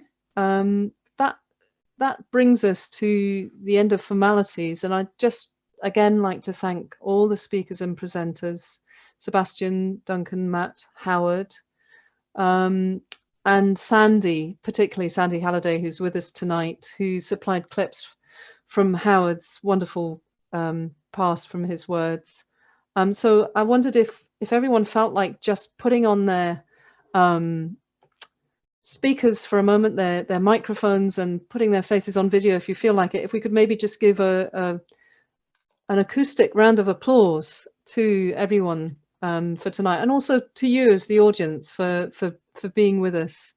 So please feel free to open up on the screen and just round of applause to all our speakers. So thank you very much, guys. Really, really, really good. So great, thank you. So we hope you can join us tomorrow for day 2. Stay resilient, keep your stamina going, lots of good food and good drink to take you through to tomorrow, which is a decade to make a difference. And that's where we're going to look at what the emerging new issues are that we may have to address. And that'll be chaired by Chris Stewart from Collective Architecture, another great selection of speakers, beautifully curated by the SEDA team. And then Wednesday is a free night, but then on Thursday, we get more intimate. We have the SEDA AGM for members only, and then a broader presentation and discussion about facing the future and how we all think that SEDA can look to make a even more meaningful impact than it already has. So the conference starts at 6 tomorrow. If you still need a ticket, please join up, sign up, use the link with your ticket. And if you're not a SEDA member by any chance, we encourage you to join us, go to our website and help spread the understanding of ecological design. And the link will be on the screen shortly. And that ends tonight's session. I've got lots more chat coming in. Okay, no, I think it's okay. There's nothing there I need to pick up. So, yeah, that's it. That's the end of the formal session. There's going to be a very, very short break, you know, maybe for a minute or so. And then we're going to go into the pub session. So if anybody wants to drift into the pub, the SEDA pub after tonight, if you want to carry on talking about marine ecology or anything else that moved you tonight, we've got a pub session for about half an hour, and it's just a chance for us to have a chat together, to continue the Q&A more informally. So just stay online, turn your mics off until the slide goes off and we return again. Otherwise, just please click to leave. And we hope to see all of you again very soon. Thank you very much and good evening. And huge thanks.